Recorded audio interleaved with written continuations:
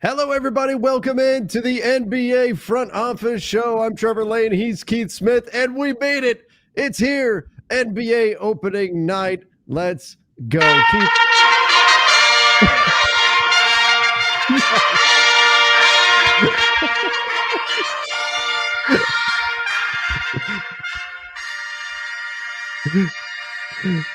Oh, I hope YouTube doesn't ding us for using that. That says free to use on then YouTube. We should be good. Okay. So then we should be good. So that's then we're my good. hope. You never know. Free to use. So all right. That's what 30 seconds of YouTube searching got me for celebratory fanfare.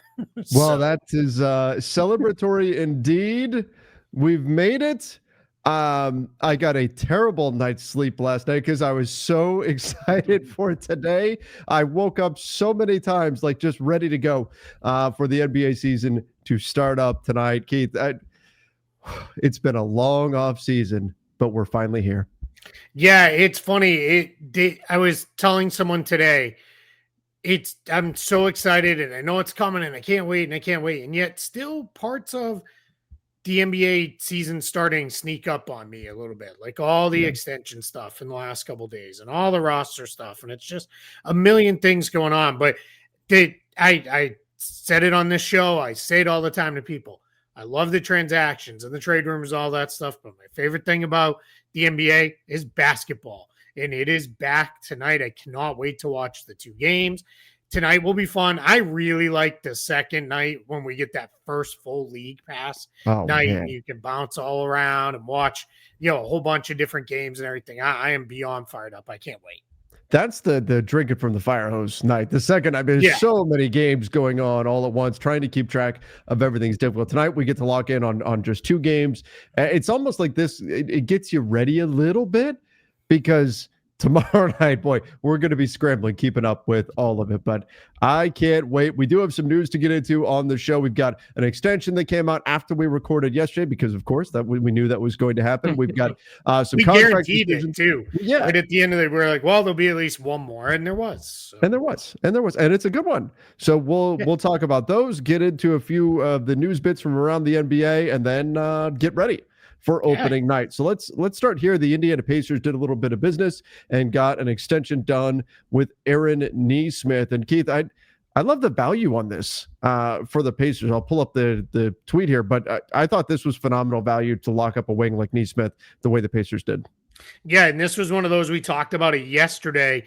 This had to get done yesterday or it doesn't get done this year because he has this year and next year. He's on one of the best contracts in the league at $11 million this season, $11 million next season. Then this extension will kick in at roughly, call it $20 million a season for Aaron Nesmith. And that's, his original deal is now a steal of a deal, far less than the mid-level. And now we're talking about this being, I like to call things that are like 20 million, like MLE plus, because that's kind of where it falls in there. But yeah, we're excited. We're fired up for this one with Nesmith. It should be, a pretty good value contract for him moving forward, and good value for the Pacers as well to get him on this deal. So I am, super excited for them to have him locked in. He's really become one of the better 3-and-D wings in the entire league. I mean, look at 11% of the cap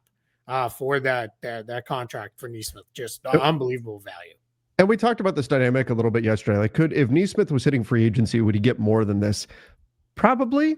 Yeah, he probably could have gotten more had he waited for free agency. But like we talked about, this is, $40 million sitting in front of you, and you're going to have to play 2 more seasons in order to get to free agency, or you can just extend and guarantee that you're going to get $40 million. That's a lot of money to turn down. So Aaron Nesmith said, you know what? I'm going to choose to go to stick with this team that's been very good for me, that I fit very well. They're going to commit to me over the long haul here. I'll commit to them and secure $40 million rather than risk it. Yeah, and he's a guy who's been hurt quite a bit throughout portions of his career. So, yeah, if it's there, get it done. Obviously, he's very happy in Indiana, very comfortable there. It was funny. I was listening to him on, I think it was Zach Lowe, had him on his show, and he was talking with him about what was it like in that game where he just caught fire? It was the one where yeah. Halliburton won the game with that crazy shot that hit the back of the rim and went to the roof of Madison Square and then fell through. Nesmith got him there because he just went nuts for that stretch. Whereas, like, holy crap! And he said, like, yeah, I knew by the time I was feeling it, didn't matter where I was standing, I was catching it and was going up, and I knew it was going in. And like that's just so cool to like hear, like he was so in the zone with that. So yeah, fired up for him, super excited. I think that's a really good value deal. I think really smart work by the Pacers. They've kind of got their two max guys, and then they're orbiting everything around Halliburton and Siakam over the next few seasons. And this is just good work to get all these other guys locked in on these really good deals. And if things go a little sideways or another major need arises, these are all very tradable contracts. Their contracts can be stacked together. So Pacers it's going to be a little bit of a rough year without Halliburton, I think, at least compared to a season ago. But I think they're still going to be a good, tough team. And we'll go. Didn't get anything done with Benedict Mathurin. Not the end of the world. Let's see what he looks like this season as the primary, probably offensive option behind Siakam, and probably on par with Nembhard, honestly, with scoring duties. Great presenting sponsor for the Front Office Show is Sleeper. If you've ever heard of the Sleeper app, here's a little secret. It's more than just a platform for season-long fantasy leagues. This year, millions of users enjoyed playing fantasy sports on Sleeper, but the app offers so much more. Live stats, real-time updates, and visualizations on all stats, plus a news feed. This is so critical for me. Get lightning-fast updates on your favorite players and teams, a real-time chat you can engage with other users about individual plays and performances during the NFL and NBA season. So download the #1 sports app today and experience it for yourself. If you can see, I've made a couple of season-long picks there. Some deep cuts. We've got Tyler Warren for the Indianapolis Colts. NFL season is here. I've got him more than 550.5 receiving yards. I think he's going to be a big part of that offense. And then Zach Charbonnet, essentially, I'm saying I don't think that Ken Walker is going to wind up staying healthy all season. I've got him more than 499.5 rushing yards. I think the opportunities will be there for Charbonnet. So click that link in the description down below. Use the promo code CAPSPACE, and you'll get up to a $100 match on your first deposit. Terms and conditions apply. See Sleeper's terms of use for details. Currently operational in over 25 states. Check out Sleeper today. And that's the benefit, too, of having restricted free agency from the team perspective. You've got that to soften that landing the next year, where even if Mathurin, has a phenomenal season, great, you've got restricted free agency protecting you. You're not going to lose him for nothing unless you make the decision to do so. So, look, the Pacers, do they take a step back this year? No Miles Turner, no Halliburton. Yeah, they probably do. But I still think they're going to be a feisty team, especially with the way their perimeter defense has been looking in the preseason. They're going to be a high pressure team. They're still going to be a pain in the butt on any given night to play against. So I don't have them completely. I don't have them as a contender in the East, but I don't have them out of the playoff mix either. Yeah, I think they're going to be right there in the play-in range with Boston and Toronto and Chicago and Miami and maybe another team or two works their way in there. I don't think there'll be a top 6 team. I think those teams one of them will fall out because someone's going to have just an awful season injury wise or something. But I think the Pacers are still going to be a tough out night in, night out. Rick Carlisle will have them ready to go. They just play, everybody's talking about kind of copying their style. Multiple ball handlers, playing fast, and all those things. So, this is going to be a tough team, but good work on this Nesmith extension. All right, let's jump over to the opening night rosters, which are now set. Yep. What did you want to highlight here, Keith? Yeah, so I wrote about this for Spot Track, just kind of laying out where all 30 teams are. It laid out, hey, these are the teams that are second apron. It's only the Cavs this year, and they're 21 million above the second apron, so they are as all in as you can be. But then who are the teams that are first apron teams? Who's hard capped? What are the opening night open roster spots as well? So covered all of that. We won't go through all of it because people can go read it if they're really interested. But opening night rosters, 16 teams have an open standard spot. More than half the league, which is a an interesting spot to be in.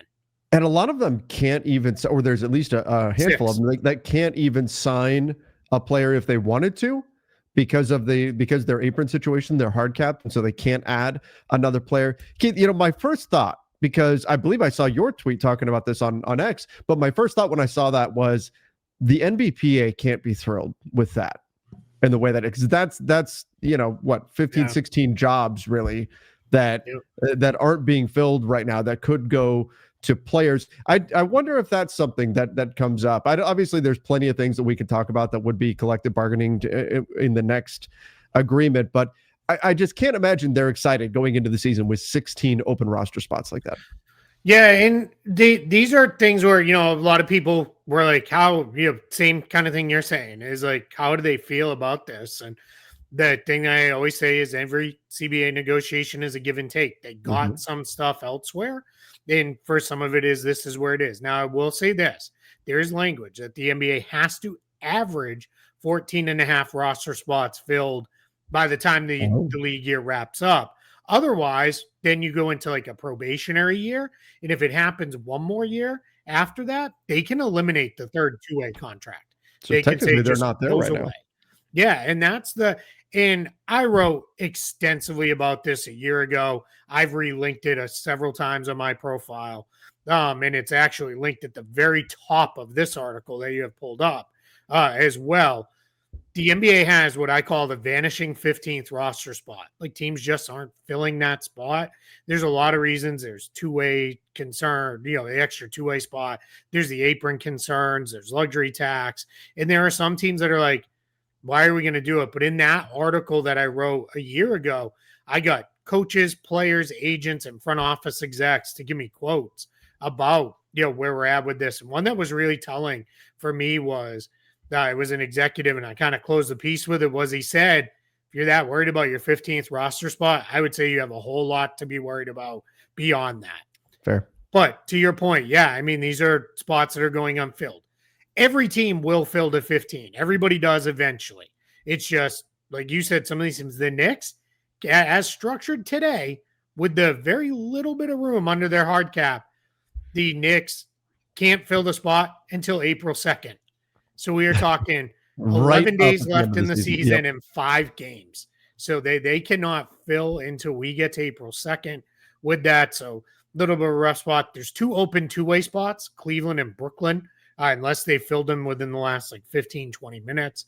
Maybe by the time you've heard this, they will have filled their spots. Those, I'm not fully understanding why those aren't filled. I would assume they will get filled there because there's no reason not to.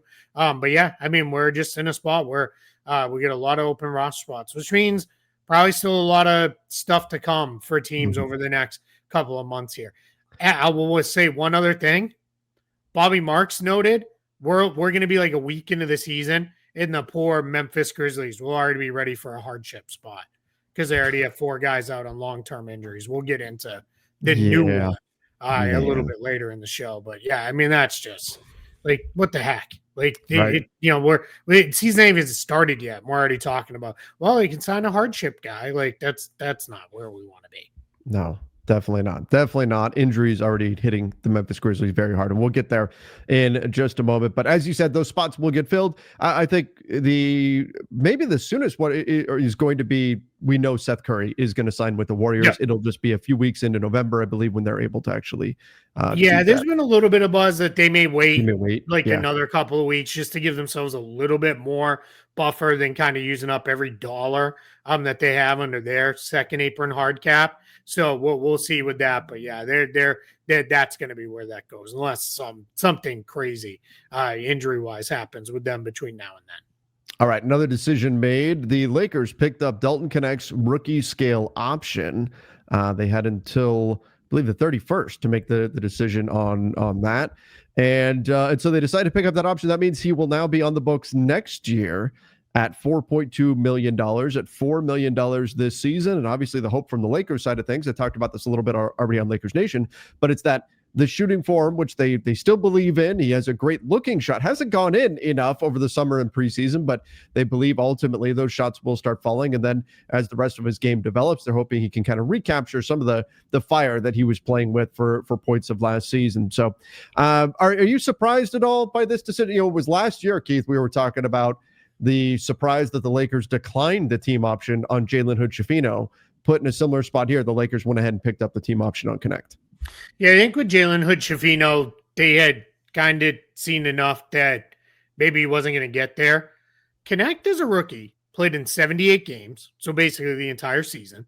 Played, I think it was like 19 minutes per game. So this wasn't just like he was jumping in for a couple minutes here and there. Like decent amount of playing time. Averaged 9 points, shot 46% from the field, and I believe it was almost 38% from three. That's enough where I'm like, yeah, you picked this up. Like nothing has shown us like this guy can't play at all.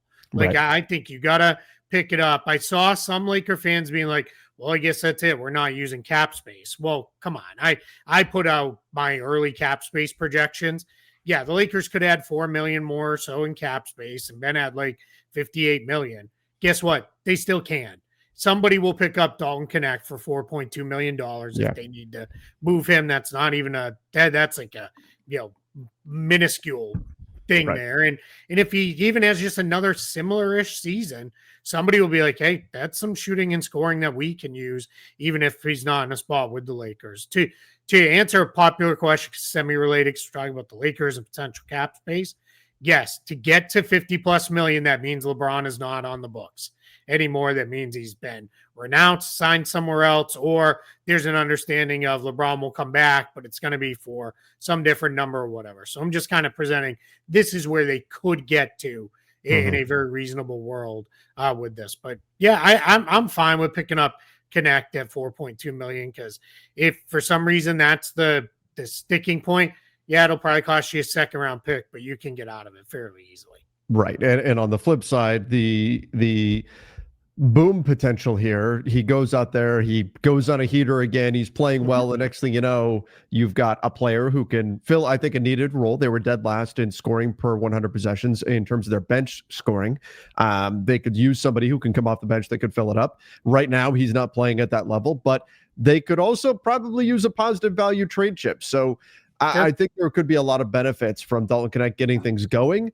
But if you don't pick up that option and then he gets things going, then you're kind of nerfing some of his value there that you could potentially use in a trade. Or if he does get going, maybe he could be a long-term fit for the team as an off-the-bench scorer. So it makes sense to pick this up in order to try to maximize your upside potential here, while recognizing that, as you said, the downside is not all that painful if it simply doesn't work out. Guys who can hit shots have gotten paid by playing with Luka Doncic before. Yep. Just find the open spots on the floor and they'll get it to you.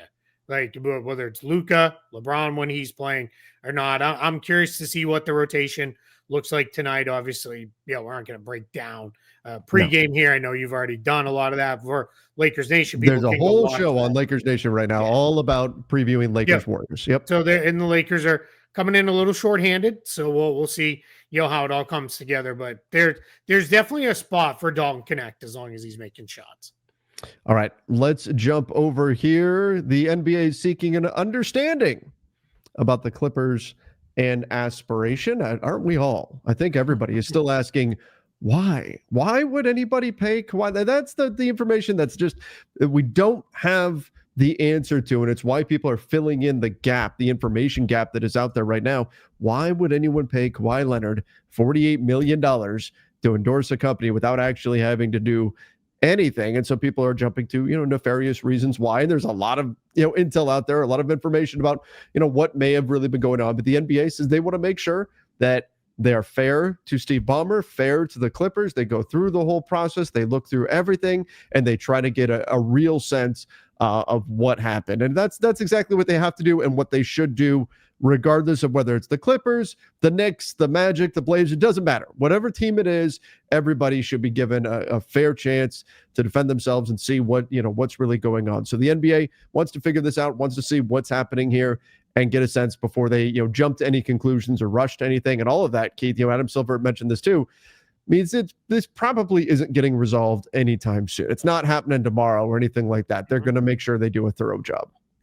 And I thought it was made very clear when the league issued their first comments, this was going to take a little bit. Like this was not going to be an immediate thing. And people who are going to, right, we just live in a society where it is you're guilty until proven innocent. That isn't the way it works, right? Like they weren't going to take the Clippers games off the schedule until they figured it out and it went. They're not just going to go start voiding contracts and suspending people and apologizing to them later, which if that is the end result, guess what? It's going to take even longer because there's going to be some appeals process, some grievances filed. There's going to be a lot of stuff with that. But I think Adam Silver, a lot of this came out of, he did an interview with Chris Mannix of SI and did Chris, I thought, asked a lot of really good questions in there and get a lot of good quotes of just, like you said, we're trying to do our due diligence on this. We're not going to rush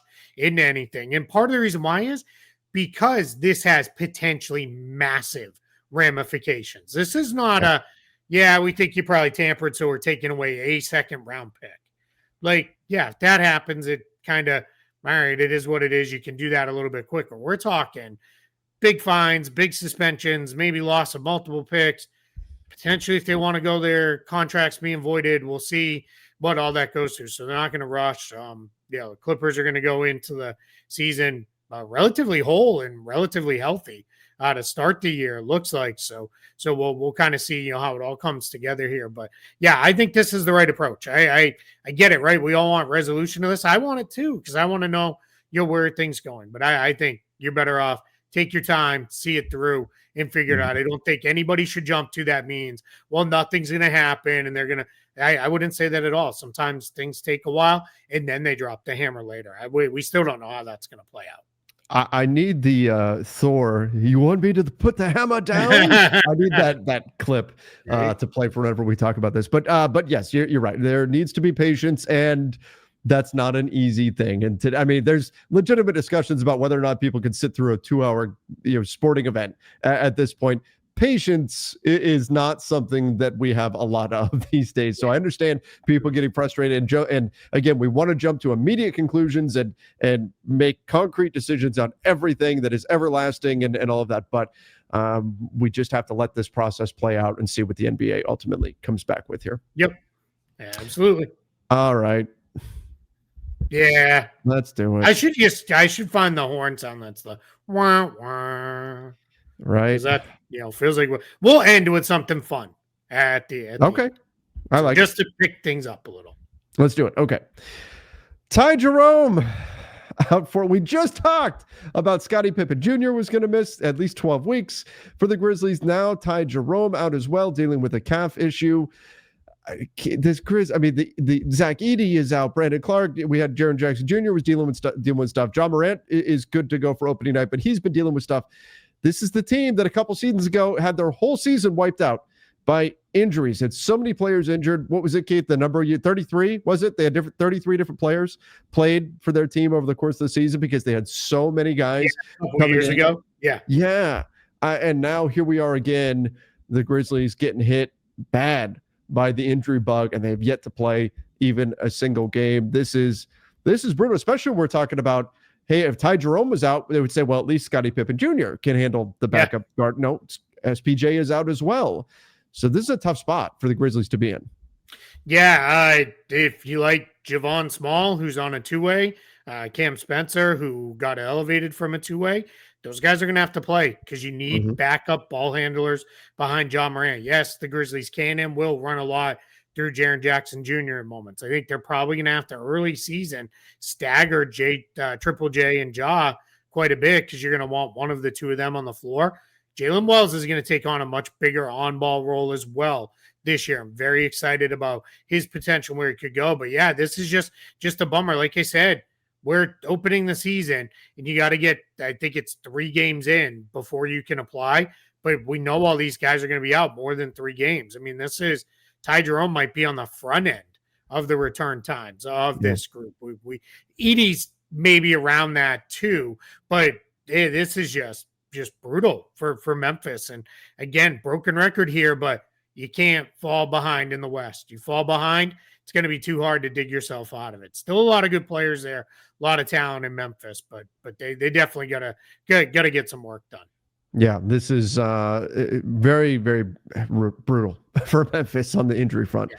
That's for sure. So Ty Jerome for weeks. We also have more unfortunate news. We already have, of course, LeBron James will not be playing on opening night against Steph Curry. Now we also have Jalen Williams is going to be out opening night in the first matchup of the evening. So that's another unfortunate thing. Keith, I'm nervous about this one.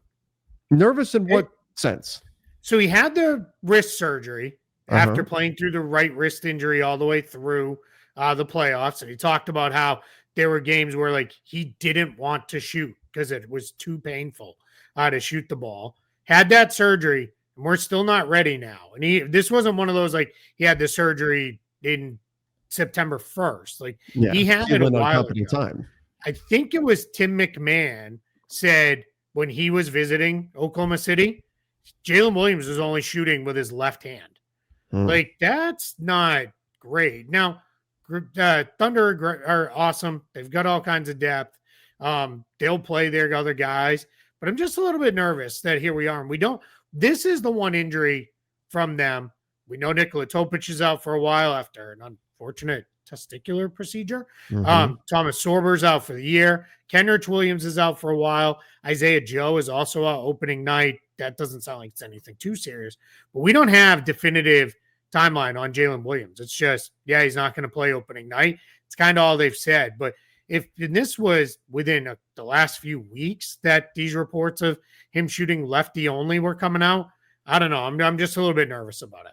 Yeah, that's certainly not ideal. Now, of course, the Thunder are a team with great depth that can withstand that, but still not what you want to be hearing, especially going into opening night. And as you said, look, in the West, like this could be the difference between the Thunder just cruising to the 1 seed and maybe, battling Denver or somebody or Houston or whoever for that spot. So this kind of stuff can certainly matter, and hopefully he heals up soon and can get back out there. I mean, one of the rising stars in this league. So heal up soon, J-Dub.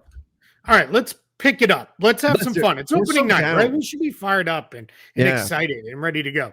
So I'm going to start with that game. Rockets, Thunder. I read this morning, sounds like the Rockets are going to open with the super jumbo lineup. I saw that. Steven Adams, Alperen Şengün, Jabari Smith Jr., Kevin Durant at the 2. Throwback to KD as a supersonic under PJ Carlissimo playing the 2. And then Amin Thompson at the point. Amin Thompson's the smallest guy by like 4 inches in that lineup, and he's 6'7", 6'7" for the kids out there. I'm sure they'll love that. But it is, I mean, like he's a big guard, like good sized wing, and he's playing point guard. Just come on. That's fun. Like in a league where it felt like for a while, it was like, man, are we going to have another 7-footers even going to play anymore? Put an under league. Let's go. Yeah. Right. Yeah. Now we're back to the big ball lineup. We know Dallas is probably going to break that out quite a bit this year as well. So I'm fired up, but I'm going to use that as the lead in. So I wrote for the basketball bulletin today. I got it up and running again with posts. You can have my daily NBA game notes going up in the mornings. It's not going to promise every single morning because if the games are kind of blah the night before, or if I've got other commitments early in the AM, I might not get them up. But the plan is the NBA game notes will be up. Again, people seem to like those. I don't do highlights of like, hey, that awesome dunk we all saw 900 times. I go a little bit deeper. But the post I put up today was I went through all 30 teams in very quick hit. A few things I'm excited about for each team in there. So I'm gonna throw a random team at you, and I want you to tell me something you're excited about with that team. You ready? Okay. Yeah, let's do it. That'll be fun. The Charlotte Hornets. Oh, the Charlotte Hornets. I'm excited for LaMelo Ball. I know that's the low-hanging fruit, but watching him a little bit in preseason, it was just a reminder, like, this guy's so much fun out there on the floor, flying around. And also, I'll say this, Ryan Kalkbrenner. I'm keeping an eye on him. Did some good things out there. He was an interesting one for me that definitely popped in a way. Has a ways to go, But there were a few things that he did where I was like, there's something they've got. They don't have a lot of opportunities at the big position, but maybe that's going to be exactly what Kalkbrenner needs to be able to kind of seize control of that spot for the future. So he's a guy I'm keeping an eye on. The low-hanging fruit, though, LaMelo Ball, just so much fun to watch on a night-in, night-out basis. And stay healthy. Stay healthy. And I know you said only one thing, but Colin Sexton, let's go. He's one of our longtime favorites. Literally 6 foot tall, Colin Sexton. That's right. He lost 3 inches in height. Whatever. I'm still behind him. Let's go. Hyper efficient guard, Colin Sexton. I'm excited to see this Hornets offense. You're 6'6" in our hearts, my man. That's right. We believe in you. All right. I'll give you a couple for me for the Hornets. And guys, this post is free and unlocked for everybody. You can find it on my Twitter. Just go to the Basketball Bulletin. Just Google it. It'll pop up. Yeah, everybody can read this post. I made it free for all. Explain some of the things I've got planned for this year over there for written content, which does, because people already asked on social, yes, it does pair with the YouTube channel, the Basketball Bulletin as well. But anyway, with this, for the Hornets, Brandon Miller. I love Brandon Miller. Super excited. I think we're going to get Brandon Miller arrives this year. And then Liam McNeely. I had him as a lottery pick. I think this kid is really, really good. Charles Lee shouted him out the other day, almost completely unprompted. Just, hey, Liam McNeely's had a really good camp in preseason. So really fired up for him. All right, you pick a team, and I'll give you a couple, and then you can give me a couple. Okay. I'm going to pick a team that I have talked a lot of stuff about this summer. I've been calling them Kings East. Let's talk about the Chicago Bulls. Let's go. Let's give some positive vibes to Chicago. What are you excited about with the Bulls? I'm going to read for you verbatim what I wrote. Okay. It's Modest Buzelis world. Yes. We just don't know it yet. Yeah. He's coming in a major way. Buzelis is funky, smooth, herky-jerky, nasty, and he wants to dunk you into oblivion. Yes. I love Modest Buzelis. I am so fired up for him this year. I think, we're coming. Kobe White, really, really good contract year. But I don't think contract years can go a little weird sometimes. Guys get a little sideways with them. But I'm a big fan of Kobe White. And then Josh Giddey was really, really good in the last 2/3 of last season. Shot it well, really played well for the Bulls. Contracts taken care of. Let's see where it goes from here. He needs to continue playing. Otherwise, everybody's going to say, oh, he just plays hard during the contract year part, So, but I think he will. I think we're going to see some good things out of him. Vooch, does he finish the season on the Chicago Bulls? That'll be something worth keeping an eye on with this club as well. I don't know that he does, but I've been saying they should have moved him a couple seasons ago, and they haven't done it yet. But again, I wasn't going to be negative. Modest Buzelis would have been my number one answer. I'm so excited for him. He is so much fun when he's out there on the floor, just plays with a little bit of flash, a little bit of flair. And like you said, Keith, he wants to dunk everyone into oblivion. Yeah, without a doubt. All right. I'm going to give you another. We'll do a couple more because this is a few more. Yeah. All right. Give me some stuff you're excited about with the Phoenix Suns.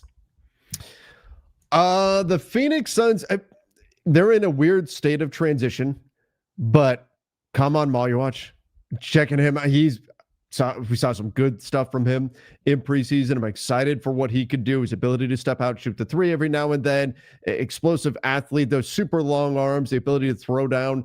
Devin Booker now as unquestionably the guy on this team again. What can he do in that kind of a leadership role? Can he make this team better than the sum of their parts? I will leave one that I know you're going to talk about. I will not mention him. But the other thing that I'm really curious about here, it's Ryan Dunn. What happens with him? Is he able to really step into that bigger role here? Because that could certainly make a really interesting pairing on the wing with Dillon Brooks that could make the Suns more of a pain in the butt to deal with on any given night. Plus, when you add in Grayson Allen, Royce O'Neal, I think defensively there's a bit more upside here than a lot of people are giving them credit for.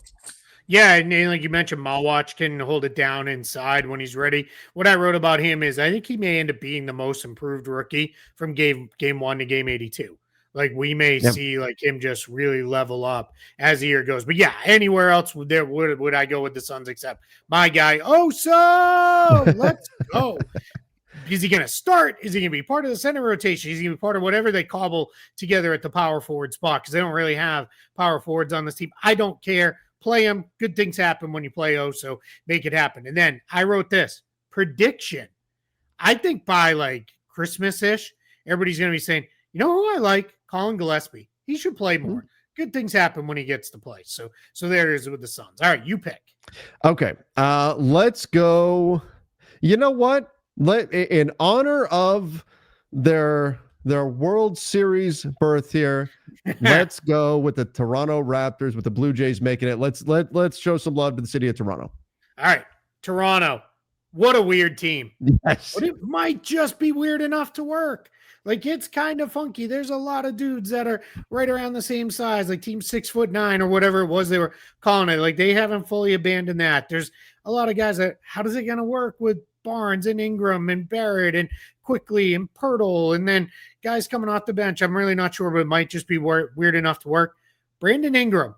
I think people kind of forgot Brandon Ingram's really good. Yeah. Like, we haven't seen him play for a long time. I'm kind of excited for what Brandon Ingram can do in Toronto. And then Colin Murray-Boyles, he's here to mess up your game plan.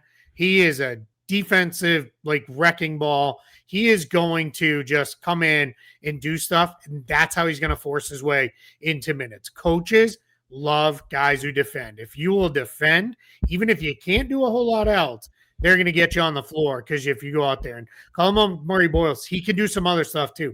Really talented passer. I think this kid's going to be something special.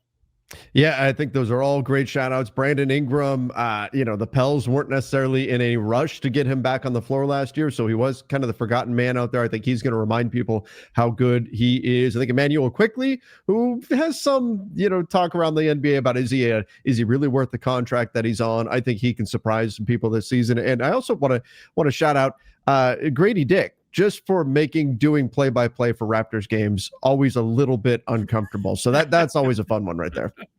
Yeah, that's fair. All right, we'll end. Let's end in a fun way. With our two teams, right? The two teams we root for. We'll talk about them. We'll do. Who do you want to do? Your team or my team first? I'll let you pick. Let's do your team. I'll defer to, especially given the injury situation you guys have dealt with. I'll defer to Boston here. Yeah, I'm I'm excited to see what it looks like for a team there's no title pressure this year. Yeah. It should be a looser, more fun season. I can't wait to see Jaylen Brown like as the guy. What does it look like when it's Jaylen Brown's team? I think we're gonna get some answers, and they might very well be really positive ones. I'm really, really fired up for that. Hugo Gonzalez already cuts and moves on the floor like a 10-year vet. And defensively in the preseason, he was kind of doing some things that make him look like he could be a defensive menace. Celtics fans are a little down on him because I think they thought he was going to be swinging through town, waving on his way out the door quickly. Mm-hmm. Anthony Simons is good. Yeah. He can score the ball, and this team needs points. You lost Jason Tatum, Kristaps Porzingis, Drew Holiday. That's like 60 points that went out the door. You need guys who can score points. So Anthony Simons I'm excited for. And then Derek White. I love Derek White. If you saw the way he played in the preseason going against other teams' frontline guys, Derek White looks like he's ready for a monster season. There was some all-star buzz last year. I think if the Celtics, we hit the all-star break and it's like, man, they're like 6th in the East. Like how, like they're just kind of doing it without a lot. It's going to be because Derek White's having a huge year. Maybe he will be an all-star.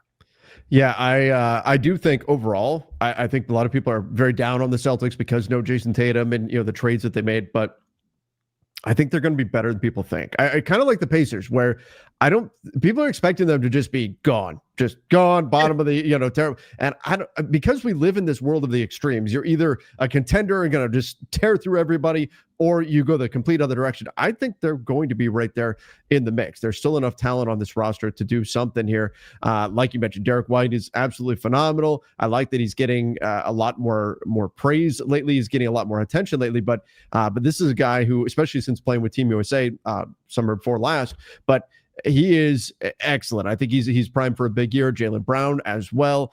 But I'll tell you what, Keith, one of the guys that has been one of those guys that I've had my eye on for a few years now, that whenever I've seen him play, I've been like, There's something there. It's Luka Garza, who just hasn't really gotten a full opportunity for minutes, and I wonder what he can do here in Boston. I think there's something there with that. I'm not saying he's a world beater or anything like that, but I think he can do a little bit with an increased opportunity there in Boston. Yeah, and certainly can have the opportunity because that Yes. let's just say that center rotation is not exactly stuffed full. Neemias Queta is probably going to be the starter. I'm excited to see what he can do as well. But Luka Garza, yeah, sure, going to definitely see a good amount of time. And remember, I've been saying this to Celtics fans. People are like, "Who cares about Luke Cornett?" A few years ago, everybody was like, "Big deal. He's like the third, fourth center. It doesn't really matter."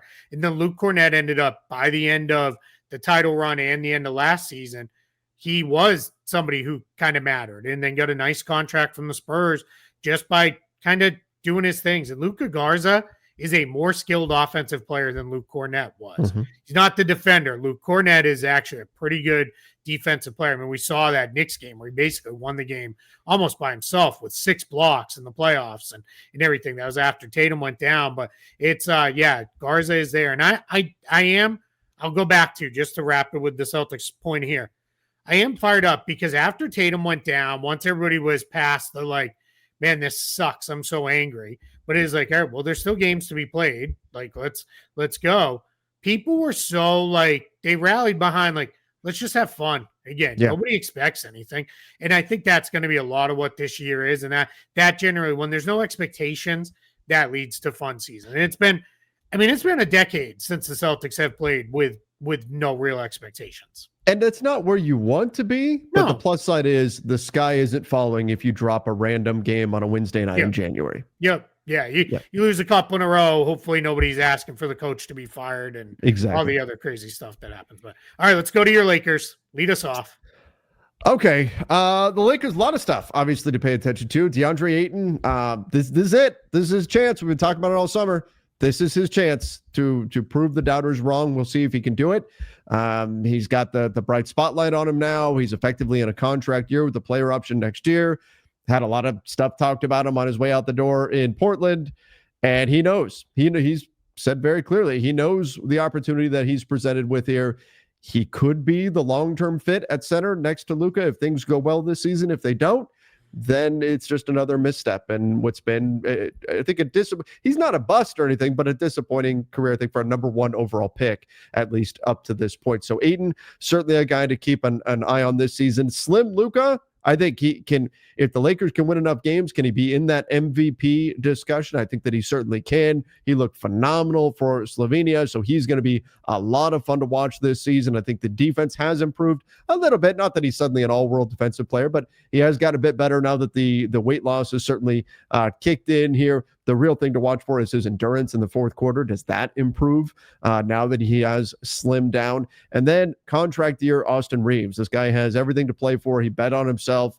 Didn't take that extension from the Lakers when it was offered. Now he's going to go into this year looking to hit free agency next season. So he's going to be certainly a guy to keep an eye on that could have a real big year.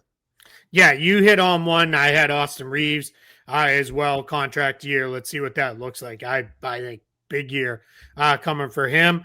I also hit on Luka. Beyond just skinny Luka, comfortable and settled in Luka. Yeah. I don't think we ever saw Luka fully comfortable with being a Laker, being in Los Angeles, not being a Maverick last year. It very clearly hit him extremely hard. And I don't know that there was ever, it's just, there isn't time, right? You get traded and then it's, now you're on a new team, go play. And guess what? And you're Luka and we're the Lakers and we'd like to win. Like no one has time for you to, be down in the dumps, like get out there and go.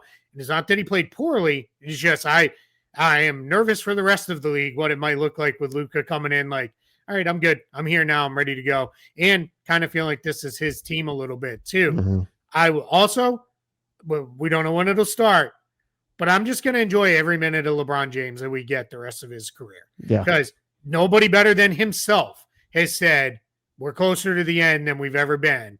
And it is crazy to think our entire adult lives, LeBron James has been a fixture in the NBA. And that's not going to be here at some point. And like, I just want to enjoy however much of it is we get. I want to enjoy all of it.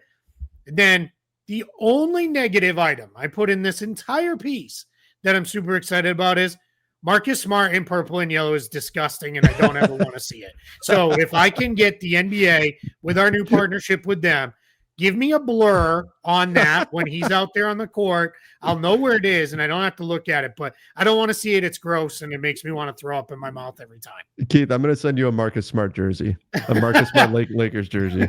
I'll ship you one. If it's any consolation, when he does something really good, I'm going to turn the R's in his name, in his first and last name, into H's, just for all you Boston fans, just to help you out there. But no, did you see the dive? The preseason game, the layout 2-hand dive to get that steal. Yeah, Marcus Smart stuff, unreal.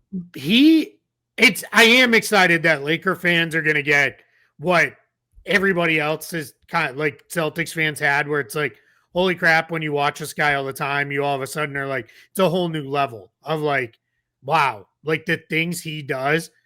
I also worry because of those things, you're going to get it for like 40 or 50 games. Yeah. Can he stay healthy? And he doesn't know any other way to play and will not. And honestly, you don't want him playing any other way. Like, he just wouldn't be as effective if he played at 85, 90% of the way he plays. But yeah, he does things. We got very fond of saying Marcus Smart does Marcus Smart things. Like, it just, there's stuff that happens. You will have a game where it looks like all is lost, and he's going to make like 4 plays, and you're going to be like, holy crap, how are we winning? It's just because he did all this weird stuff. It's that part I'm super fun about. It's just gross, and I don't want to think about it anymore because I don't want to be sick on opening night. Oh, he's the guy back in that draft. I'll never forget that draft class. We were talking about, the Lakers are the 7th pick and the Celtics had 6. And we were talking about, okay, is it Marcus Smart? Is it Julius Randle? Is it Noah Vonleh? Right? Remember Noah Vonleh? Yep. And who's going to be there? And I was really hoping it was going to be Smart. So I was frustrated when the Celtics took him at 6 and the Lakers grabbed Julius Randle. And of course, he wound up being, he's a very, very good NBA player now. But feels like things to me I think that was one of the first draft classes that I covered when I was really started covering the league. So now it feels like things have come almost full circle now that he's on the Lakers now. So it's a negative for you. It's a positive for me. And it reminds me of kind of where we were way back then. We'll flip it into a good thing. I'm happy Laker fans are going to get to enjoy the Marcus Smart experience and yes, you're going to have a lot of, no. Yes, it went in when he takes a shot. That you're like, what was that? Like, it's just because there's time. He will go 0 for 10 and he's going to take number 11 because he believes. And I wholeheartedly, one of my basketball truisms is a non-shooter is worse to have on the floor than a not good shooter, because a not good shooter, sometimes they catch fire. You got to defend them. You at least have to know. A non-shooter you can completely ignore. So and then he'll shoot you in some games. He's going to shoot you out of a couple too. But even on the ones where he shoots you out, he generally tends to make a play. But dude, I'm so ready. I'm so fired up. I can't wait. Now I'm more fired up than ever. Now that we've talked through all of these teams, so excited. Yeah, man, we're almost there. We only got a few more hours to go. I'm going to try to take a quick nap. It's not going to work because I need to. What is it that little girl says? I'm too excited to sleep. Like, right? That's kind of where I'm at. Yeah, I can't wait. I definitely did. Yeah, I'm Kelly Kapoor when she chose on her birthday, when she chose to sleep in the office. She was too excited to sleep. I'm right there with you. I saw 3 a.m. I saw 4 a.m. I saw 5 a.m. I kept waking up like. Here's how I knew you were up. Oh my god! Early. Because I responded. You replied to my text about Dalton Connect very quickly, and I was like, "Holy crap, he's awake!" And then I was like, "Oh wait, did I wake him up?" And then I laid there, and I was thinking, "Do I want to go record something on this right now?" If I do, it will be completely incoherent, but am I going to be able to fall back asleep? I wound up waiting a couple hours to do it so I could kind of, fully wake up and all of that. I tried to sleep a little bit more, but man, I am so excited for tonight, for the NBA to be back. Let's go. We made it, everybody. We made it. Let's throw one more thing in there as we record this, and even closer when people listen to it, if they listen early. We're only a little bit away from Round Ball Rock being back in our lives. NBA back on NBC tonight. Super excited for that. Their new studio show and everything. Everything feels fresh and new and fun. And let's go. Let's have a great season. I cannot wait. Absolutely. Absolutely. All right, everybody. Thank you so much for joining. Make sure that you do subscribe to the channel. Follow us over on Apple Podcasts, Spotify, wherever you listen to podcasts. Till next time, everybody. See ya and stay safe.